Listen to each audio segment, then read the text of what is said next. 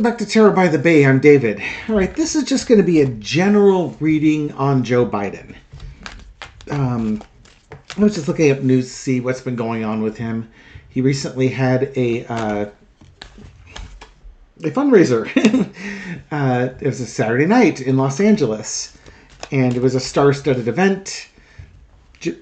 According to this article, sorry, hiccuping here. Jimmy Kimmel was asking him questions about it, and Biden's talking about how Trump has attacked some of the basic pillars of our democracy. Commented the Supreme Court's out of kilter.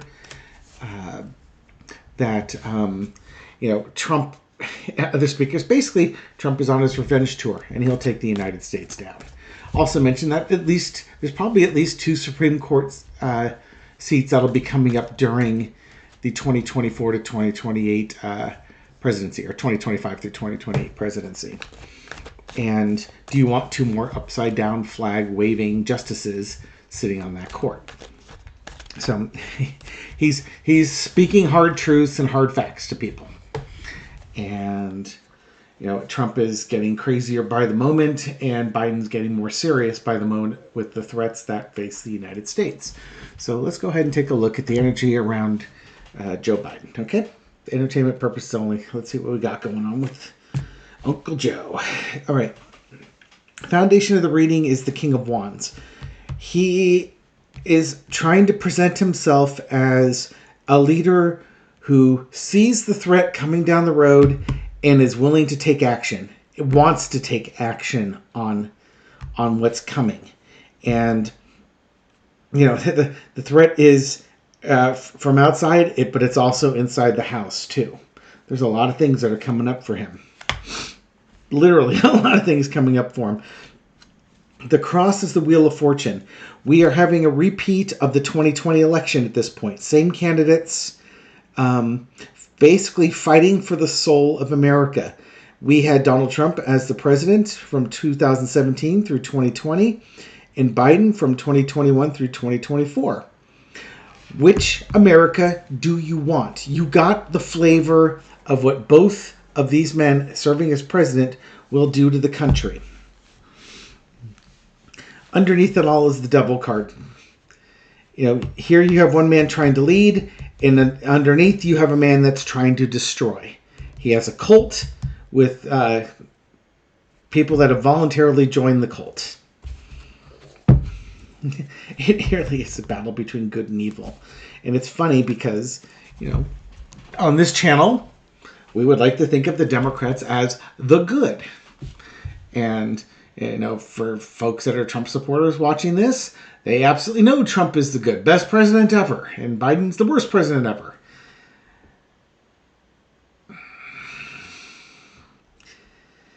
Objectively false. One person preaches unity, the other one preaches division. And Gary and I were touching on this the other day with watching political parties flip agendas. It was the Republicans back in the around the time of the Civil War that fought for the freedom of slaves. And it was the Democrats that were looking to keep blacks enslaved in this country. But even though the party names have stayed the same, the ideology has flip-flopped. And the only proof you need is to say which party are flying Confederate flags today. Stars and bars. Which part, when you see somebody flying stars and bars, Confederate flags on their trucks in their backyard or something like that, ask them what political party they're affiliated with. Is it the Democrats or the Republicans? Right? Parties can flip ideologies. The party is not the ideology. It's the people that make the party that's the ideology. So Biden's facing off with Trump again, and it really is for the soul of the United States. Which one are you going to choose? In the past, you got the Five of Cups. Biden wanted to retire, for God's sake. He didn't run in 2016. He probably considered it. It was going to be, quote-unquote, Hillary Clinton's turn. So, he went ahead and let Hillary run. He probably felt he could have beat Hillary Clinton. But, Okay, fine, whatever. He's spend time with his family and his grandkids and such. And then he watched what happened to the United States from 2017 through 2020. And it crushed him. All the work that he had done in Congress and stuff like that, if somebody didn't stop Trump, it was all going to be undone. So he had to shelve his retirement, come out, and promptly became like the third most popular or fourth most popular Democratic candidate in the primaries. But outlasted other candidates, no gaffes, got himself to the top spot, and became the Democratic nominee, and was pretty much the right person to be running against Donald Trump to defeat him in 2020, to take office in 2021. And we had insurrections and all sorts of lovely stuff happen just before he took office. Trying to get stuff done has proved to be very difficult when you don't have all of Congress behind you, but he's gotten an amazing amount done considering his situation. Current situation is the Nine of Coins. I think he's got some concerns about the economy. Susan Lin, I was literally just listening to Susan Lin talking about the economy on her video she put up. I'm recording this Sunday at about 3:30 in the afternoon, and her video went up about an hour and a half ago. And I'm about halfway through it. But I wanted to get my reading done so I could finish reading, listening to her reading. You know, I really am a fanboy. I listen to all the same people you do. I just don't listen as much as I used to because I don't have as much time. But, you know, Linda G, listen to her. Sterling, Linda G and Sterling. Linda G and Andre. Linda G and Mel. I don't listen to Kevin's as much. It's just mostly because he doesn't pop up my feeds or when he's doing lives. I'm working at the time. Came on Intuit View. Tarot Down Under with Lena. Meister Tarot with Libby. Revealing Light Tarot with Marianne.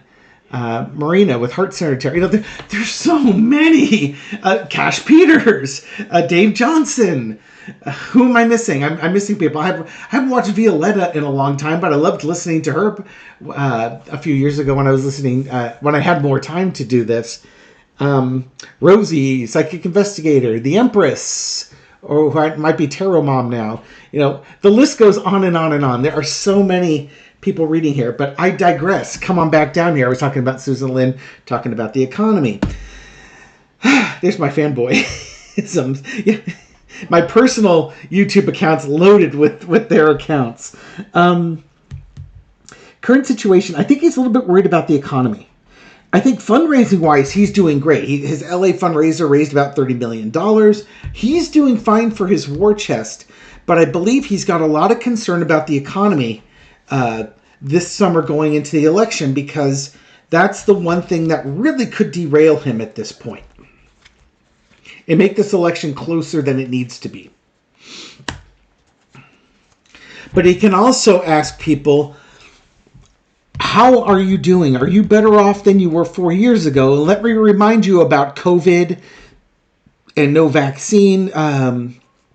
Vaccine's just getting approved, but Trump did nothing to get the distribution set up. Biden had to do all of that. He had to get inflation under control, get the economy going, get people back to work, open up the United States, that sort of thing. And the overarching message is, what do you want for the next 4 years of the United States? Do you want more of the same? Getting the economy and inflation under control, passions, the temperature in the United States has decreased. You know, we were at a boiling point politically. I mean, the right is still talking about civil wars, but that's because they're butthurt that Trump got held accountable for 34 felonies. And honestly, it's not their fault to a degree. They're getting their information from biased sources who are inflaming them, repeating Trump's rhetoric that it's a witch hunt and it's miscarriage of justice, et cetera, et cetera, et cetera. And they don't push back. They just listen to what they're told, obediently obey it, and then lash out as keyboard warriors on the internet talking tough and making a lot of noise. If they just took a step back, go to a central, non-biased news source and read up on the actual facts as opposed to what they're being fed. I know some of you are like incredulous, like that wouldn't happen. There were Trumpers on the jury in New York. There were at least 2. Might have been a 3rd.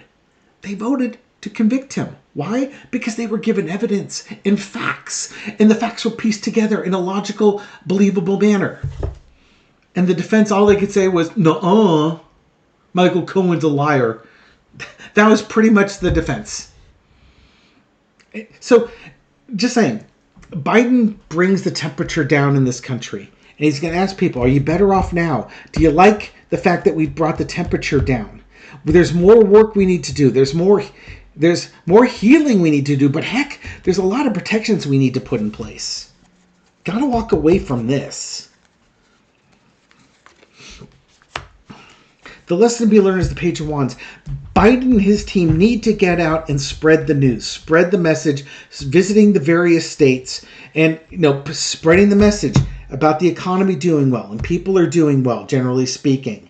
Are you better off now than you were 4 years ago?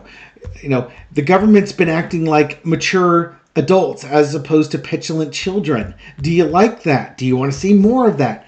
Your future matters, and he needs to get out and get that message across.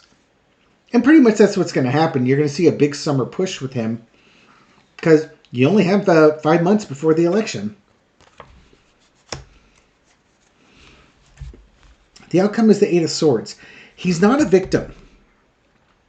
He's trapped in some ways because there is a lot going on in the world, and not the least of which trying to negotiate peace in the Middle East between Israel and Palestine, and young people aren't happy with the events over there. But that's just part of being a leader, is you've got to deal with all these things.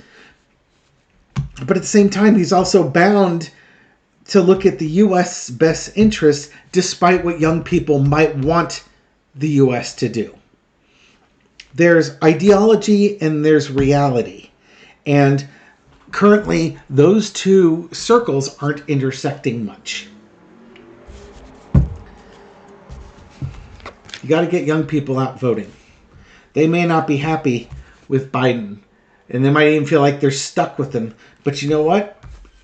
Of the 2 major party candidates, the ones who are going to win the election, no offense to the Green Party or the Libertarians or any other party, right now, as is the case in the United States, the winner of the election is going to be a Democrat or a Republican.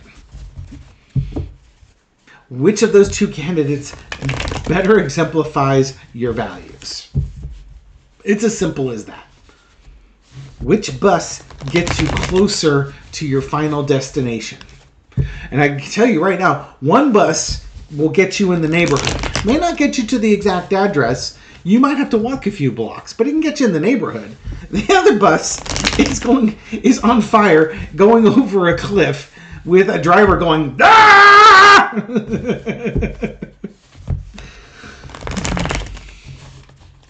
That's what it is. Okay. Let's look at Biden's health here. How is Biden's health holding up with all this? He's 81 years old? 81 years old? He's in his early 80s, let's just say. David didn't look it up. I don't know it off the top of my head. Fine, pause, let's look it up. 81 years old. Yeah, 82. He's 81 and a half. He's 82 on November 20th. He literally is 81 and a half. And he should claim that half proudly. 81 and a half. As kids, remember how important that half was. Meant you were older than the other 6-year-olds. I was 6 and a half. I'm practically an adult compared to these children that are just turning 6. Well, in a way, you're right, because you're 10% older. 10% at 80 years old, 80 versus 88. Those young 80-year-olds, just doing reckless things. Oh, my mom turns 89 next month. Just saying. All right, Biden's health. How are we looking with this? Ace of Swords. He's doing fine. Clean bill of health. And it's a good thing, too. And so remember, swords are about intellect and sharpness of intellect. And it's a two-edged sword here. I think, generally speaking, Biden's still sharp. That doesn't mean he doesn't gaffe, but generally speaking, he's smart and he's on a mission. Crossed with the wedding card, the acceptance. He's on a mission to get reelected, and he's got to be mentally sharp in order to do that. Interesting also, you got the Justice card underneath here. In some ways, the media has not been doing... I wonder if that's the hit. Media has not been doing a very fair or balanced presentation of Biden's mental health compared to Trump's. Biden is like the gymnast doing an acrobatic flip and lands and takes a half step back, and they comment, "Oh, their skills degrade a lot. Look at they didn't stick the landing; they took a half step back." And then Trump is the gymnast who basically does a somersault and stands up, and they applaud him for how well he did. Or if he did the same flip and took a step back, they'll skip the step back and just say how he executed the flip really, really well. Why do they do that? Because we as humans react to fear. We react really strongly to fear. Another thing Susan Lin was talking on her show today, clickbaity titles. And she has on her Wednesday, she has her enlightening videos that get 10,000 views, but the ones that she talks about, Trump and the economy, that'll get 100,000 views. And she's right. I've seen that with my videos too. When I post up something enlightening, I'll get a polite couple thousand views on it. Posts up, Trump pooped himself and threw the diaper at orphans and nuns, and I'll get 20,000 views on the darn thing. Oh, we're a twisted bunch, aren't we? But the media, they understand clickbaity stuff and things that cause fear and anxiety. It sells, and they have their advertising for it. So I think part of this is, Biden's trying to fight this thing and keep going, but then he's also got to deal with the media. Also, we have the Justice card here. I think Trump's court cases and his felonies and stuff like that are going against it. But I'm asking you about Biden's health. Focus on Biden's health. I think he's fine. I think his health is good. His mental acuity is sharp. He's running. He's trying to get into office. There's just a general. It's just good. This Four of Wands is a good card. Injustice, and this is because he takes good care of himself. There we go. He takes good care of himself. Trump doesn't. Trump abuses his body, and abusing his mind. Biden doesn't do that. He has taken care of himself over the years. He has maintained his health because he doesn't live in excess. He's been grounded in reality. Now, that doesn't mean he didn't say crappy things about Anita Hill or other political decisions that he made when he was younger. I'm just saying, in general, Joe Biden took care of himself, which is why he still seems spry at 81 years old. He's active. He's doing the presidency of the United States the last 4 years, oldest president, and he's doing the job. He might be tired. He's 80 freaking years old. Cut him some slack. But it's because he's taking care of himself, physically and mentally and emotionally, that he's able to do this job and not lose his freaking mind. Current situation is the Six of Swords, going out of troubled waters to calmer shores. He's trying to basically steer his campaign and his health. I'm not saying he's having health events, but this is going to be a hard 6 months. And he's going to be exhausted after this 6 months done. If anybody needed a week at Camp David to rest and recuperate and just turn it over to Kamala. It's like, Kamala, it's your show for a week or 2 weeks. I'm taking a break. That it's going to be Biden. Absolutely. Overarching energy is the chariot. He's got to keep moving, and the campaign's going to keep moving on. It's in control. His health is in control, and everything's going to progress nicely. The lesson to be learned is the death card. I'm not saying that Biden's going to die, because that's not how I'm reaching this. I mean, you could combine those two cards together and say, oh my God, his health is out of control. He's going to die. No. The lesson to be learned is the end of a cycle and the beginning of a new cycle. He understands that, especially with that last reading, that last spread, this is for the soul of the United States. And he will campaign even if it kills him. And I don't mean that that's what's going to happen here. But he is going to give this campaign everything he has to bring this all the way through. I do think, though, that after he's done, he will need a break.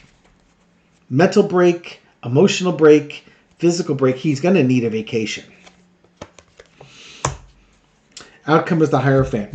Because the United States, our government, and our social systems are at stake here. If his health doesn't hold up, everything appears his health's going to be holding up. If his health gave out, we're stuck with Trump. And that would be it. So, Jill, keep this guy healthy. Thank you, Auto Exposure, for finally not washing me out. Although it made it look like I got a bright light. A great idea.